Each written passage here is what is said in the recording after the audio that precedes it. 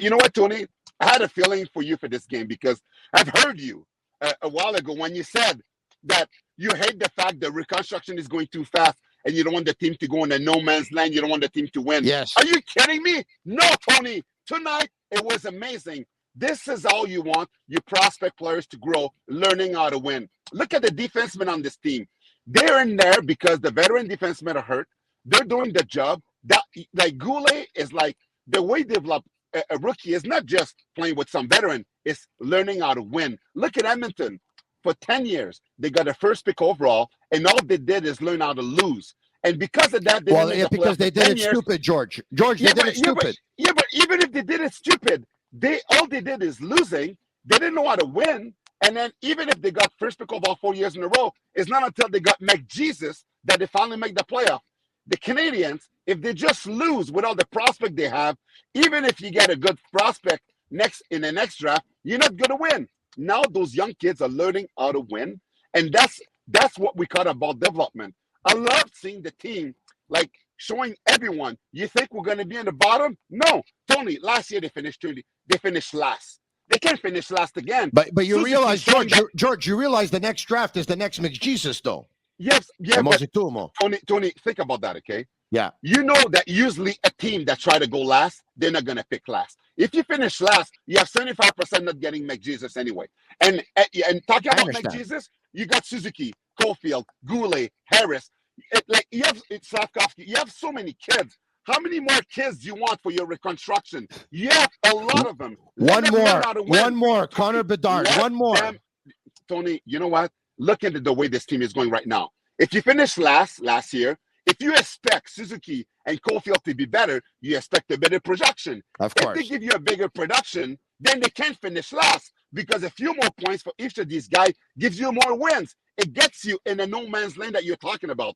If they finish dead last, that means that Suzuki is not getting better, Caulfield is not doing better, and now the other kids. So then you're not doing better because even if you get McJesus next year, you're not going to win because this guy, like, their game went step way back. So that's why it's important to show improvement. They finished maybe 20th in the NHL.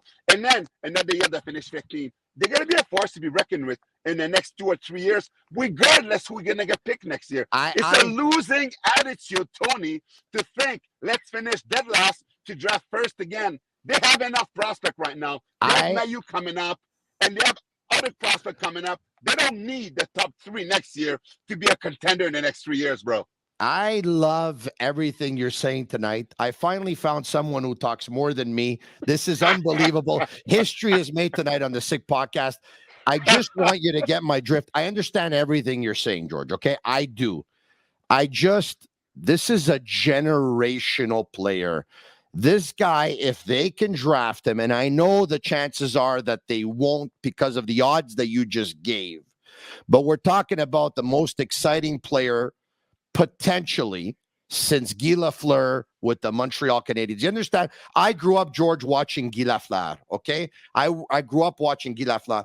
I watched Guy Lafleur at the tail end of his career, and he was still my idol. I got his chair in the back. I got his jersey. I had his picture on my door, and I love the guy, and I think about him every day. 1 second, please.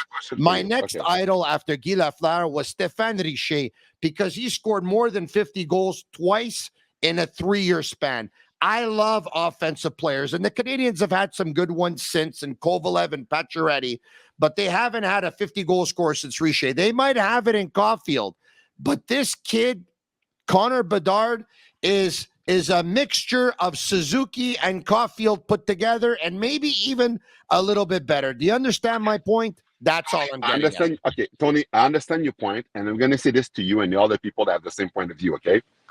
We're into the 5th day of the NHL, fifth game of the Montreal Canadiens. The record is 3-2, okay? Why are you guys talking to me about Bedard? The season is just starting. Can't you enjoy what you're seeing right now? I am enjoying it.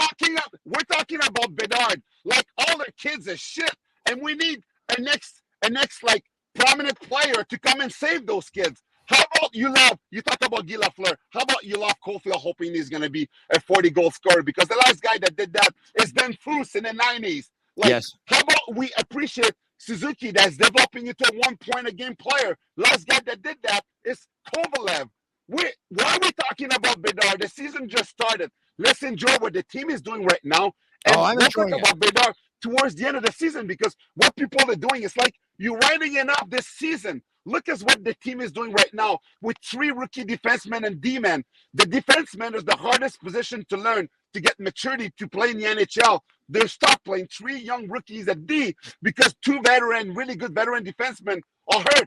Edmondson has an A in his jersey, and Madison, that was supposed to be the number 1 D-man, and now we know that Goulet is going to be the number 1 D-man for years to come in Montreal. So I don't want to hear about Bedard. This is going to be next year. Right now, look at this team you're having. Be happy with them, because they're not going to draft Bedard. Forget it. You know what?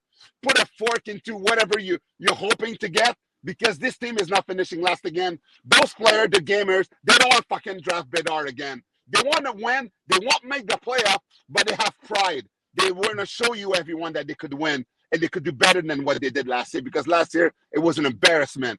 Price is not there this year. Weber is not there this year. And look what they're doing with 2 rookie defensemen. They are amazing. So do not talk to me about Bedard, Tony. I'm Marinaro, and that clip you just watched is from our most recent episode of the Sick Podcast. Once again, follow us on YouTube, Twitter, and Facebook. Subscribe to our YouTube channel. It's absolutely free, and you'll be notified when we go live. I'm Marinaro. Tell your friends about it. This podcast, like me, is pretty sick.